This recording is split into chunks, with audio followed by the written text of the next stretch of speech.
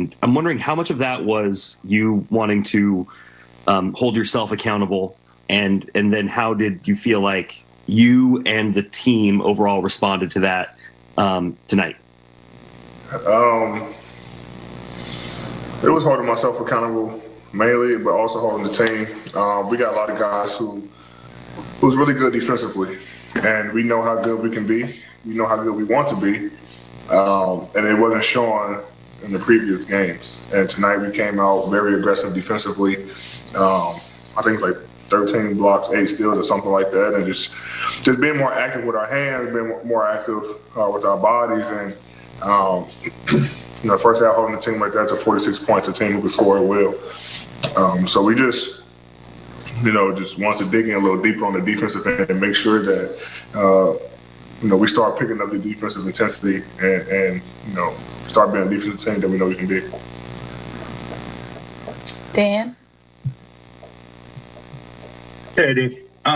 Christian Wood said that this was a game that he had circled on his calendar. I'm curious, do you hear stuff like that? Is that something that, and kind of what do you think when you hear something like that? I'll just go out there and play basketball. I don't think it was, anything crazy. I know Seawood, we played in New Orleans together.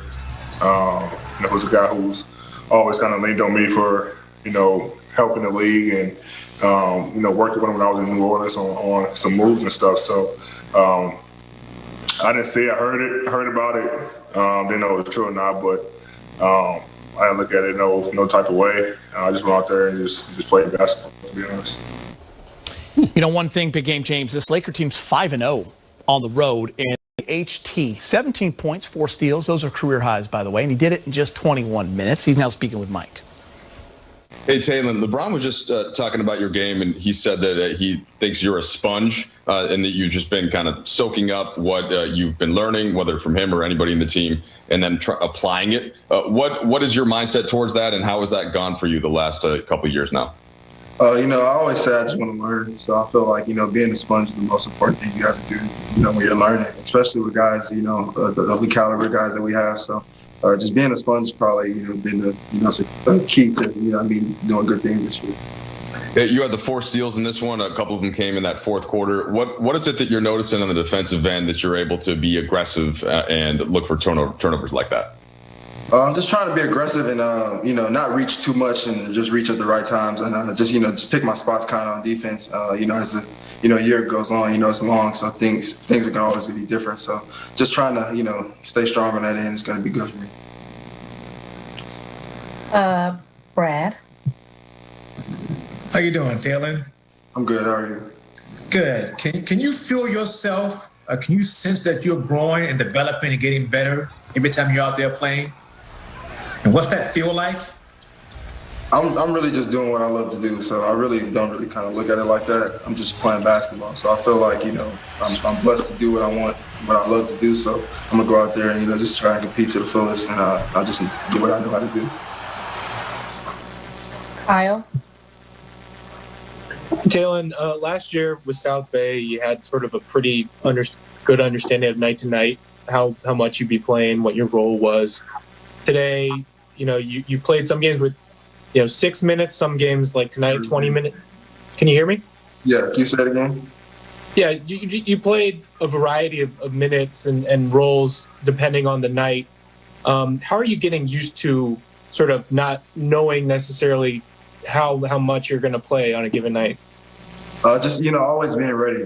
I feel like if you prepare yourself for the moment, you don't have to prepare yourself when you're actually in it. So I feel like just always trying to stay ready and just paying attention to the guys that are out there before me, and just being able to come in and stay ready is going to be for a long year like this is something I'm gonna have to do on a daily basis. Dave? Taylor, in Major League Baseball, for young players who are late season call-ups, they had to meet a eligibility threshold to be considered a rookie. You didn't play all that much last year, I think only 6 games. Do you think the NBA could explore something like that where you have to play X amount of games to have it be considered your rookie year? Because obviously if you continued to play this way, you may be had this been your rookie year, you'd be probably eligible for some of the rookie teams and that type of consideration. Well, I feel like everything happens for a reason. Guys are playing, so I'm not really knocking on anything like that. So I feel like, I'm here in this position for a reason. So I just feel like I'm just trying, fulfill it to the most. Let's go inside the numbers, brought to you by Lexus. 120 to 102, dominant performance for the Lakers. 10 of 29 for three, out-rebounded the Rockets by 6. They had 28 assists. Dominance. Brez, what's sticking out to you? I think the fast break points. Isn't Houston supposed to be the team with this good backcourt between John Wall and James Harden and Christian Wood kind of filling the lanes like you used to back in the day, James? Not the case tonight. A lot of turnovers for Houston, a lot of easy buckets for the Lakers. I think you're right. I think you mentioned it a few minutes ago, guys. I think the Lakers kind of got tired of these slow starts. They had a couple in Memphis. They were down double digits. Had to storm back to win that game. Another one against San Antonio. And not tonight. They were in it from the start. No doubt about that. More to come on Access Team. Early, specifically with AD on the defensive end, any evolution from what we've seen in the first couple weeks? No, just AD being AD, and just having him back in the lineup just gives us a whole another dynamic, both offensively and defensively, obviously, and it's a good start to the road trip. How different is this matchup with the guys that are in and out from the Western Conference semis? Is that just kind of over and done with, and it's a new team, new game, and when you play Houston? Well, one thing about it, when you play Houston, you got to be ready for that monster in James Harden, no matter what, no matter who's in the lineup for them, no matter what their personnel is, you got to be ready for him because he's capable of beating you all by himself. So, we had that mindset and seeing the health of John Wall back to his speedy self and his work.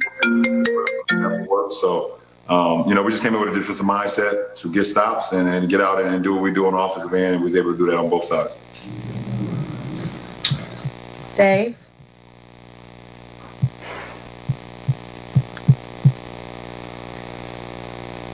Dave?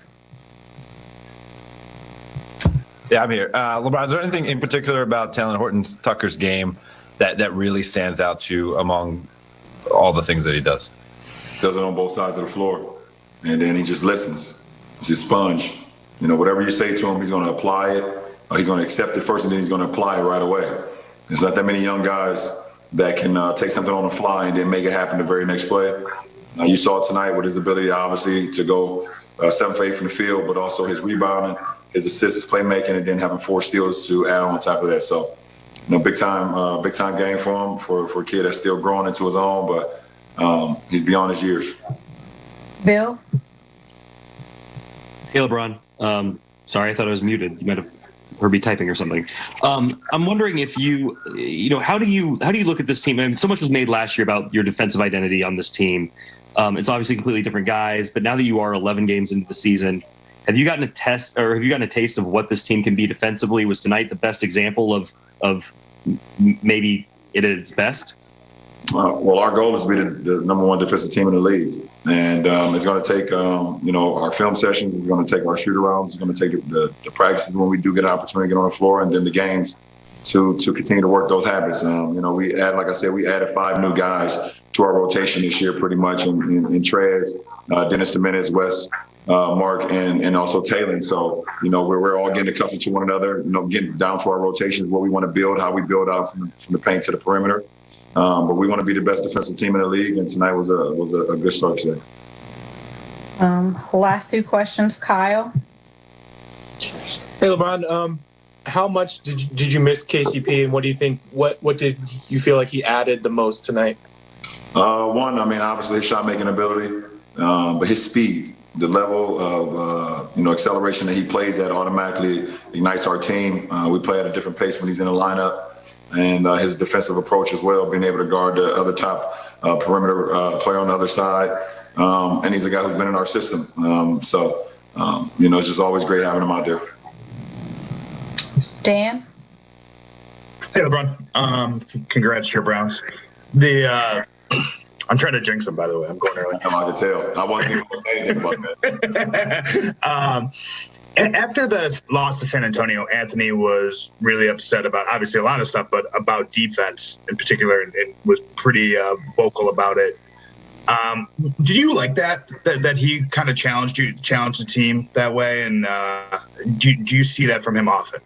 He's a captain. He's one of the two captains that we have, including myself, and he can voice any opinion that he would like, any fact that he like for our ball club. Because one thing about it, whatever he says, he's going to apply it to himself as well. He holds himself accountable. So when he holds us accountable, we hold him accountable. He holds himself accountable, and vice versa. So, AD can say whatever he wants because it's all for the betterment of our team. And